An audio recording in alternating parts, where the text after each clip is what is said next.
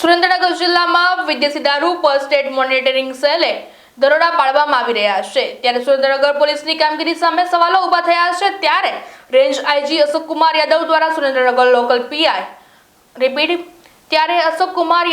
Surendranagar local crime બ્રાન્ચના PI જે જાડેજાને suspend કરવામાં આવ્યા।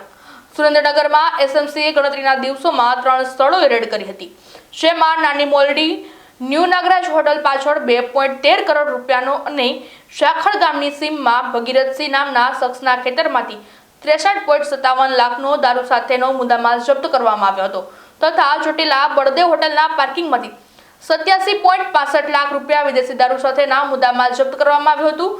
જિલ્લામાં સતત સ્ટેટ મોનિટરિંગ સેલના દરોડા પડતા સ્થાનિક પોલીસની અને લોકલ ક્રાઇમ બ્રાન્ચની કામગીરી સામે સવાલો ઊભા થયા છે। અંતે આજે પીઆઈ જે જાડેજાને સસ્પેન્ડ કરવામાં આવ્યા છે। ત્યારે એસએમસીના દરોડા બાદ હવે સુરેન્દ્રનગર જિલ્લા પોલીસમાં ટૂંક સમયમાં ફેરફાર થવાની શક્યતાઓ વ્યક્ત કરવામાં આવી રહી છે। સુરેન્દ્રનગર એસપી પણ પોલીસની કામગીરી સામે નારાજગી વ્યક્ત કરી છે।